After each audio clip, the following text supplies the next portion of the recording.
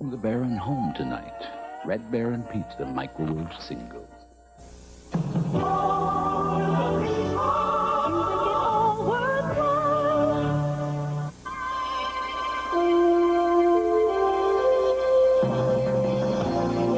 your 24-hour news and weather source, this is Arkansas's only Emmy Award-winning newscast. Channel 4 Eyewitness News. The Pulaski County School District slashes millions from its budget. But will it be enough for the district to survive? Good afternoon, everyone. I'm Sonja Deaner. I'm Doug Krile. Steve Barnes is off today. Last night's $3 million budget cut by the Pulaski County Special District School Board is sinking in today. The school year will end 5 days early on May 28th. Some jobs, teachers, and administrators will be cut. But just who will have to go hasn't been ironed out yet because of complex seniority rules. Assistant Superintendent Ed Hogan will be bumped to a lower salary and position. Certainly it's a disappointment, having served as Assistant Superintendent for 14 years and done what I feel is a very effective job in working with our support services, and I think the record will reveal that we are very strong in support services. I also understand that due to financial crunches that things have to happen. And school officials say it is not just the staff that will suffer. And it touches the kids. If a teacher needs help and it's affecting the instructional delivery in the classroom and they're not getting that help as fast as they used to, then they're going to suffer some, and the kids will suffer from that. And school officials say even with the cuts, the district will not be able to survive beyond next year if the May millage election is not successful. Governor Bill Clinton did what most of us wanted to do today, get outside and enjoy the sunny weather, at least in some places. Clinton played golf this afternoon, just 9 holes. But a nice breather, he said, from the hectic pace of the campaign. This is the first full day I've had off in about 6 weeks, so I'm enjoying it. Clinton says he is also enjoying his success on the campaign trail. Tomorrow he flies to Connecticut to campaign in that state's primary, which will be next Tuesday. Earlier today, Clinton held 2 brief meetings with his staff. Tonight, he says, is reserved for family. And Governor Clinton and President Bush were, of course, big winners in yesterday's primaries. But despite their victories, none of their opponents are dropping out. Sandy Gilmore reports. Bill Clinton's coalition of blacks and blue-collar whites has expanded, but exit polls also show many voters distrust him, and Democratic Party officials still think some as-yet unknown scandal could sink him. So Paul Tsongas plows on. He headed straight for next Tuesday's primary site, Connecticut, positioning himself as an alternative to Clinton should Clinton fall. Jerry Brown is also jostling for that understudy position, waiting for Clinton to stumble and hoping general displeasure with politicians will help him. Hot air, bouncing checks, midnight pay raise. I mean, these people in Washington don't get it. Charles Hayes got it. The 5-term Illinois Democrat went down in defeat Tuesday night after being named one of the worst check bouncers in the House. An issue that, so far as I'm concerned, has been drawn way out of proportion. Illinois Democratic Senator Alan Dixon also suffered a stunning Senate primary defeat after 12 years in office. I had a wonderful public life. A machine Democrat, Dixon suffered from anti-incumbent sentiment and from his vote for Supreme Court nominee Clarence Thomas. His opponent, Carol Mosley Braun, was pro-Anita Hill. We said we wanted to give a healthy dose of democracy to Senate, and we're doing it.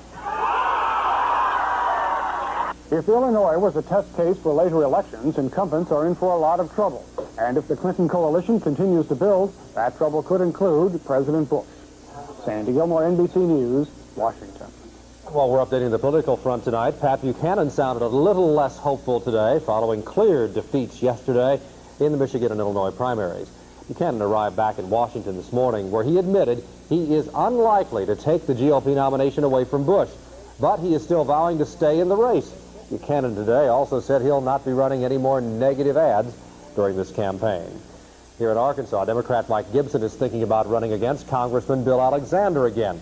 Gibson's a lawyer from Osceola. He won 46% of the vote in a 1990 primary run against Alexander.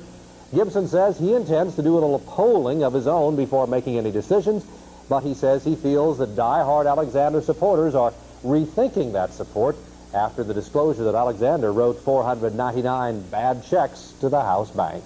In other news, a Little Rock-based organization is stepping in to help families in Eastern Europe. This morning, Heifer International announced a $160,000 program directed at families in Poland and Romania. Heifer will donate livestock to needy farmers in the hope they will reproduce and improve the nutritional and financial conditions there. The organization's new Eastern European office will be run by a former director at the United Nations. To see not only the business people there, but we need to see the people who are coming with the humanistic, fully humanistic approach without any interest behind it. The Little Rock-based organization hopes the program can be expanded to help feed families in the former Soviet Union and other parts of Europe. This is the first time Heifer has delivered livestock to Eastern Europe since the post-World War II era. Police in Atlanta, Georgia, is still trying to piece together the details of the shooting death of Evander Holyfield's older brother. Willie Holyfield was found shot to death in his home this morning. It is believed he was shot sometime last evening. His brother-in-law has been charged with the murder. And a federal judge in New York is upholding the sentence for tax evasion against self-styled hotel queen Leona Helmsley. Helmsley's attorneys had argued that she and her husband were too sick to serve time in prison. The prosecutors pointed out that Helmsley had traveled all across the country in the past year to appear on TV talk shows. They said if she was well enough to do that, she's well enough to do time. Ironically, the judge today ordered her to begin her 4-year prison term on tax day, April the 15th. Well, is it possible? British tabloids today are reporting that Prince Andrew and wife Fergie may be splitting up. The report says official word from Buckingham Palace is expected within the next 48 hours. And if it's true, the Duchess would have custody of the couple's 2 young daughters. 32-year-old Andrew is 4th in line to the British throne. He and Sarah Ferguson were married at London's Westminster Abbey July 23, 1986. If the separation happens, it will be the second among the Queen's 4 children.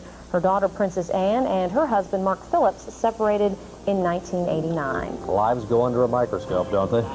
Still ahead in this half hour here on Channel 4, some rough weather entering the state of Arkansas. Storm Track 4 working overtime today. Tom Bonner has the latest forecast. In sports, the Hogs play their first game in the NCAA tourney tomorrow. Wendell Stacy with a preview. And should you be in danger of losing your job if you suddenly have to take time off to take care of a family member? We'll see what the law is in some states. And think before you turn up the volume on that personal cassette or CD player. We'll tell you what it could be doing to your hearing when we come back. Channel 4 Eyewitness News, sponsored by your Super Chevy Geo dealers, by Harvest Foods, and by Statco Hearing Laboratories. Looking for quality and value in a new car? Look no further than your Super Chevy dealers and take a test drive in Arkansas's #1 selling domestic car, the Chevy Cavalier. Right now, the Cavalier is priced to sell. Plus, you can get a $900 cash bonus direct from Chevrolet. With great gas mileage and a bumper-to-bumper warranty, the Cavalier may be America's best new car value. For even more room, take a look at Chevy's Lumina and get $1,000 cash back on America's favorite family sedan. Cavalier and Lumina, 2 winners from your Super Chevy dealers. Listen to the scissors cutting all around. Don't you love the sound of a price coming down? Listen to the scissors. Listen to the scissors. Don't you love the sound of a price coming down? Assorted pork chops, 99 cents a pound. Strawberries, 79 cents a pint. Chicken of the sea tuna, 6 1/8 ounce can, 44 cents. The price means savings. The plus means even more at Kroger. You know, there are a number of hearing aid manufacturers that build good hearing aids. But nobody will build you a hearing aid any better than Statco. Nobody will give you any better service than Statco. Nobody will save you any more money than Statco. Nobody. So call Statco Hearing Laboratory, because you're going to like what you hear. Nice car, huh? Let me guess. I bet you think it's an import. It's the new Achieva from your Arkansas Olds dealers. Anti-lock brakes, air conditioning, automatic transmission, all standard. And right now, you can drive an Achieva for only $199 a month. Now there's an American-made car import buyers can fall in love with. The new Oldsmobile Achieva at your local Arkansas Olds dealer. The imports won't like it, but it's here.